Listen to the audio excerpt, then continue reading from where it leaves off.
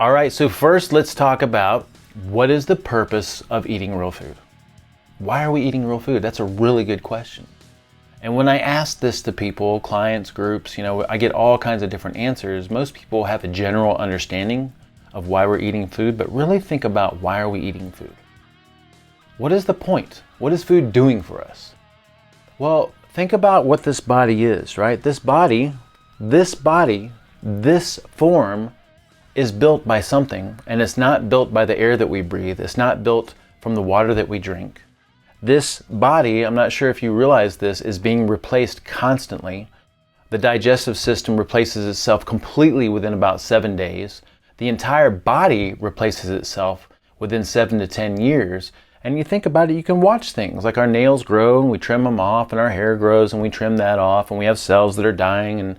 And so I think we've heard this, but we need to understand the body is constantly building itself and rebuilding itself. And so where does all that stuff come from? It comes from the food that we eat, okay? So the purpose of food is to give the body nutrients that it's going to use to contribute to structure and form and all the different functions that happen inside the body. My ability to think, neurotransmitters are built from amino acids. My ability to have emotions, my feel-good hormones like serotonin are dependent upon specific nutrients to be built. Our sex steroid hormones are dependent upon specific nutrients. So anything and everything that happens requires nutrients. So the purpose of food is to build the body. That's the biggest purpose of food. Now, we also want to get energy from food, but we want to get energy in a specific way. All right, we want the body to be self-sufficient. We want the body to be self-reliant and metabolically flexible, meaning that it can use different energy sources, and especially we want the body to be able to use fat for fuel, all right? Because it already knows how to use sugar for fuel. We want it to use fat for fuel. All right, so today we're going to talk about nutrients. The body uses nutrients to build the body, all right, to contribute to structure and form and function. So then the question is, what are the nutrients that the body needs? And that's very easy to answer because, in large part, although there's probably things that we haven't figured out, we may never figure out, but we know what the body needs because all we have to do is dissect the body to see what the body's made of. And when you look and see what the body is made of, it's made of the things that we've heard for most of our lives are nutrients that we need: vitamins and minerals and proteins and amino acids and fatty acids. And then from a bigger picture, you could think muscle, tendons, ligaments, connective tissue, bone, which are all built from fatty acids and amino acids and minerals and things like that. But these are the things that the body needs. And so then the question is, what's the best place to get these nutrients? What is the best sources of these nutrients? Well, what are the possible things we can consume? Let's just look at them, right? We have what we might consider to be real food.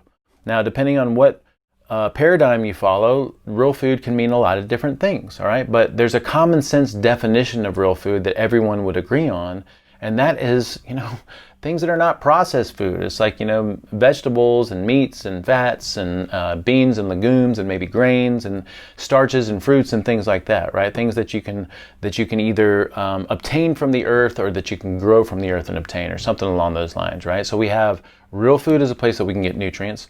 We have processed food as a place that we can get nutrients. Now, within the realm of processed food, we have things that are made with better ingredients and good ingredients. So those may be decent options.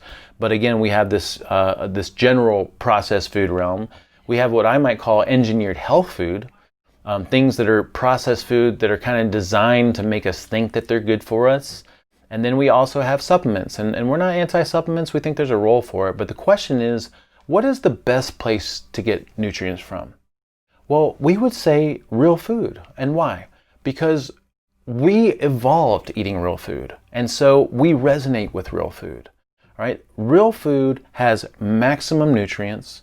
It has what we call nutrient synergy, which means that these nutrients are all interacting with each other in a way that enhances what they do inside the body. My body understands the synergy of nutrients in a hard-boiled egg or a piece of steak way better than a protein powder, because a protein powder is processed and fractionated and shelf-stable. All right, we also have what we call food synergy when we eat real food. So when we eat different types of real food, the body understands that interaction better than an isolated food over time. By definition, real food is going to have less toxins than processed food that has preservatives and colors and dyes and things like that. And then real food also has a vitality and a life force to it. It's perishable, which we think is a good thing. You just want to get to that perishability before another organism does, like a bacteria or fungi or something like that. So real food is the best place to get nutrients. Then the question is, within the realm of real food, what is the best real food to get our nutrients from? And this is where all the controversy and debate is, all right? But when you really look at it and understand it, I don't think there's any controversy or debate, because it's very obvious and evident where we need to get our real food from. All right, if we look at our evolutionary history, and we have separate videos where we address what we call ancestral wisdom, think about your healthy ancestors, your grandparents or your great-grandparents. A lot of us had grandparents or great-grandparents that had farms, and they raised cattle and pigs and chicken and ate eggs. They ate beef, they ate pork, they ate vegetables and things from the garden. So they were real foodies, and they were extremely healthy. All right, but if we look into our distant past, what made us human was the ability for us to consume animal foods. All right, we transitioned and diverged from other primates. We lost our ability to ferment plant matter and convert it into usable nutrients because we learned how to scavenge animal foods off of other predators. All right, once we learned how to scavenge, because we had much more nutrient density and caloric density from those foods, we started to have a brain that expanded because we had so much stuff to fuel this body, and the brain started to grow, and our digestive system started to compensate because of this nutrient density and caloric density. And so we lost our capacity to digest foods the way that primates and other fermenters do, like hindgut fermenters, foregut fermenters. Cows have multiple stomachs and multiple chambers to ferment plant matter and take a lot of nutrient deplete plant matter and convert it into something usable. We don't have that capacity anymore. What we do have is a very flexible and adaptive digestive system. We can get nutrients and energy from a lot of different foods. We can get it from animal meats, we can get it from vegetables, we can get it from starchy things, we can get it from fruits. So there's a large spectrum we can get it from grains and legumes. There's a large spectrum of things that we can get nutrients from. But the key to our digestive system, because of our evolution and the way that our digestive system evolved, is that we do really good on nutrient dense foods, calorically dense foods. We don't have the capacity to convert plant matter into something else the way other herbivores do and other fermenters do, and it doesn't mean we don't get a benefit from plant matter. We do really good on direct nutrient assimilation, meaning if you go to your doctor and you're low in vitamin D, what does he tell you to do? He tells you to take vitamin D. If you're low in magnesium, he tells you to take magnesium. So even the medical community in some ways admits that if I want something, I need to consume that something. Meaning, if I want muscle for my muscle, I need to consume muscle. If I want, theoretically, things for my brain and kidneys and liver and other organs and my bones and connective tissue and skin, I need to be eating animals nose to tail to give my body exactly what it needs to build this body. All right. We also do really good on direct energy assimilation, meaning that I need to consume the things that I can get energy from. And we're going to talk about energy in a separate little module.